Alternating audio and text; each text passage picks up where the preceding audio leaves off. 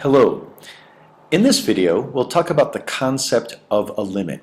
We'll be looking at many graphs. It's very important to see the graph so you understand what we mean by a limit. What do we mean by as x approaches a number? All right. So let's look at this example right here. We've got a function, and again, I know that in the denominator cannot be equal to 0. And you say, well, wait a minute, this graph looks like it's just continuous. It just keeps going like a road. But when x is 2, 2 squared minus 4, that gives us 0. So at 2, this function is undefined. And with a graphing program, you're not going to see it, but hopefully you know that there is going to be a hole here because the function is undefined at x equals 2. And then you should think about it as well. What about when x is negative 2? Negative 2 squared minus 4 is also 0. So there should be a hole here as well. So let's talk about what we mean by a limit. As we approach negative 2, imagine we're driving along this road, and we're driving along this road and we're approaching x equals 2 from the left. I'm approaching this hole. Now I can't be on the hole, right? I mean, it's impossible to get there, right? Because I would fall in the hole. But as I approach 2 from the left, I'm approaching some limit. There's a limit as how far I can go. And it looks like the y value that we're approaching is 1. Similarly, from the right, I'm traveling along the curvy road. I'm approaching 2 from the right. I can't get to that hole, but I can approach it. I can get really close. I can approach some limit. Right? I can get right to the edge of that hole. And from the right, it also looks like I'll be approaching 1. We can see that as we approach negative 2 as well. So what we're noticing here is, all right, even though a function may be undefined at a particular point, here at x equals 2 and at x equals negative 2, a limit can exist. We will look at examples where the function is undefined and a limit does not exist. All right, but for this one it does. In general, if we're approaching the same place coming from the left and coming from the right, then we can say the limit exists.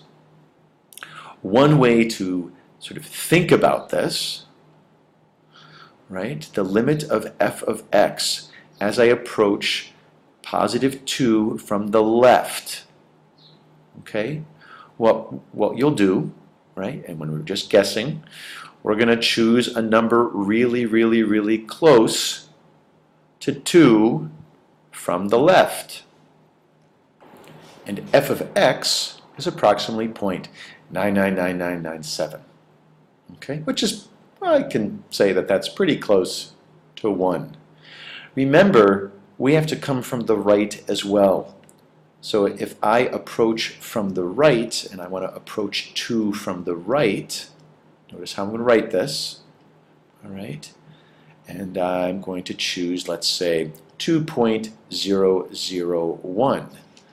Then in this case, f of x is going to be 0.999973332, basically 1. So again, coming from the left, I'm approaching y equals 1. Coming from the right, I'm also approaching 1. And so the nice thing about this, again, if we're approaching the same place from the left and the right, we can then simply say, or we can estimate, that as we approach 2, and if I don't have a sign here, it implies that we're coming from the left and from the right, it's equal to 1. That limit is 1 as I approach 2 from the right and left. So once again, at 2, the limit is undefined. Excuse me, I'm sorry. At 2, the function is undefined. But in this case, a limit exists. And in this case, that limit is 1. So let's look at a piecewise function. And again, think about what this says. It says for all values of x less than 2, you're going to use this part of the function. Anything greater than -2, you're going to use this function. So let's say I want to approach -3 from the left and -3 from the right. Okay? Well, -3, I will be using this, right? -3 squared is 9, 9 plus 5 is 14. So that limit, of course it exists. It's continuous here, right? There's no break or anything like that.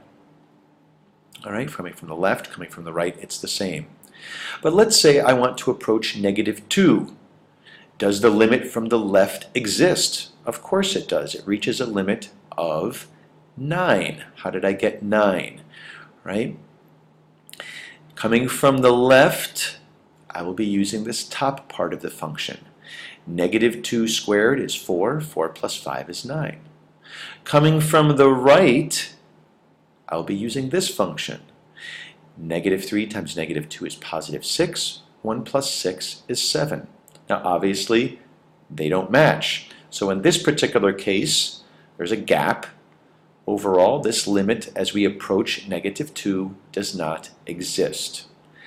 Coming from the right it exists, coming from the left it exists. As a whole, since they do not match, the limit of the function as we approach -2 does not exist.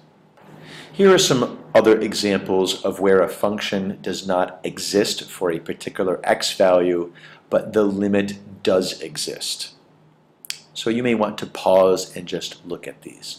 Again, I'm not going to go through every single one of them, but remember, if we were going to find what this limit is without the graph, I would choose an x value here very close to 0 from the left, -0.0001, and coming from the right, +0.0001. We can see that they match, and it'll be pretty close to the function of 1, actually the value at 1. Even though at 0 it doesn't exist.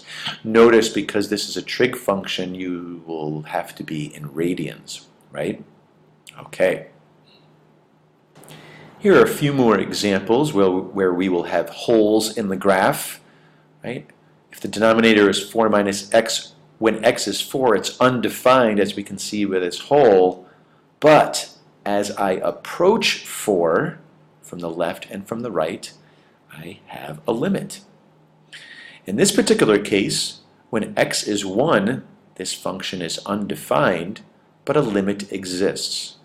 Notice that when x is -1, -1 squared is 1, 1 minus 1 is 0. So at -1, this is also undefined. But I can see here that the limit, as we approach -1 from the left,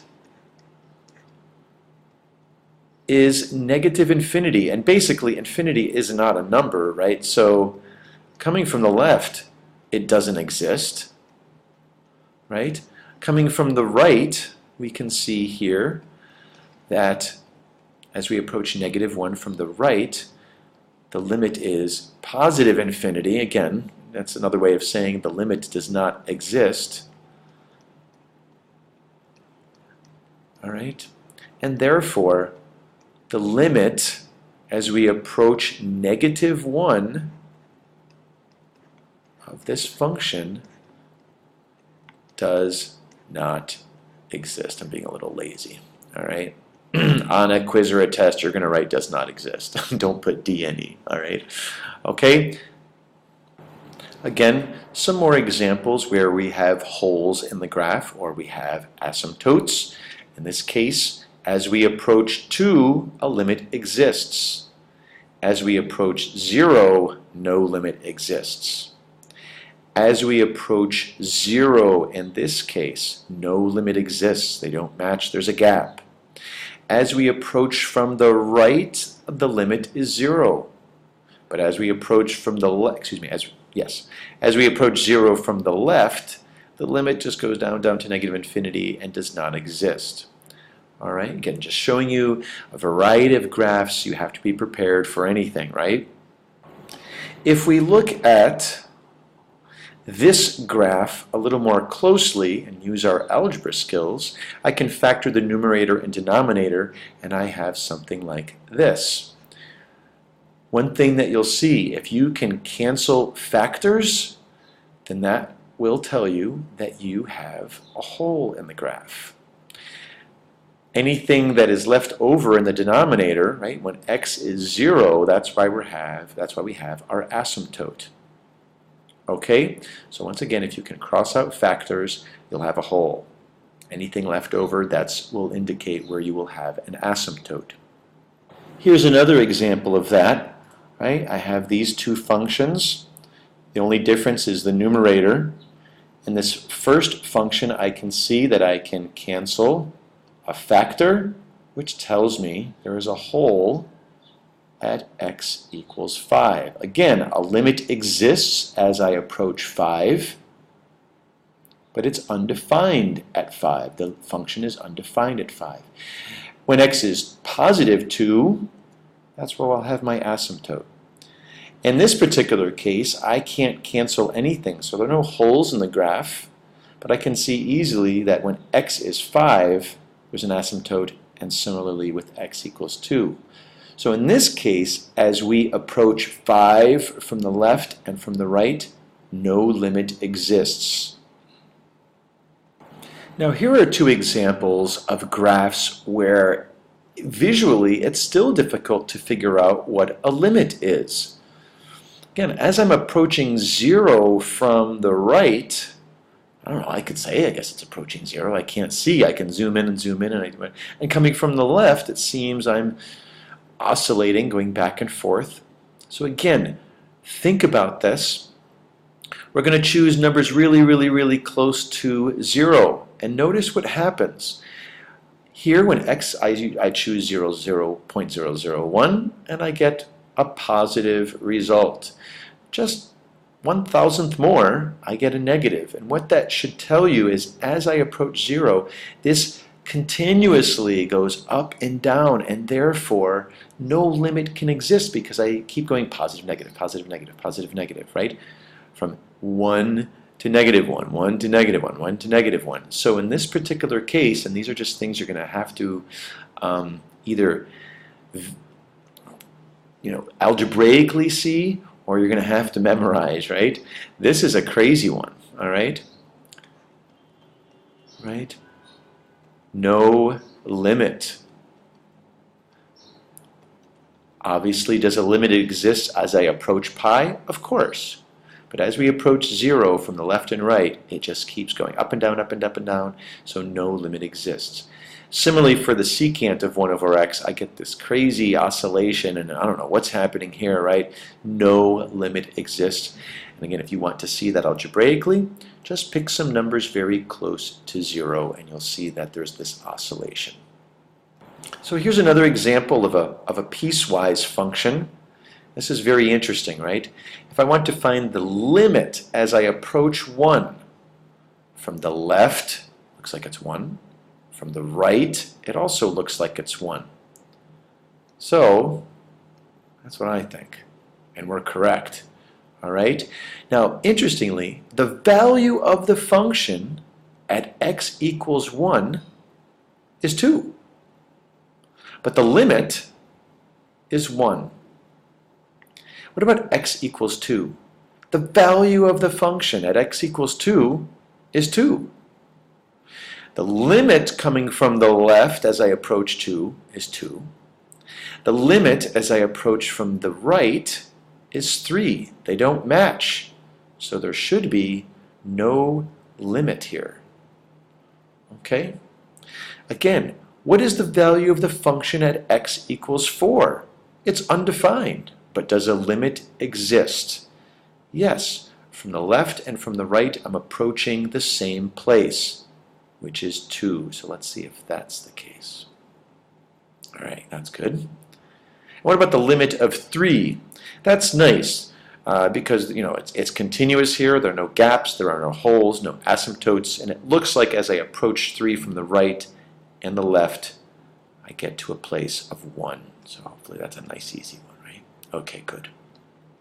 Now, notice, what's the value of the limit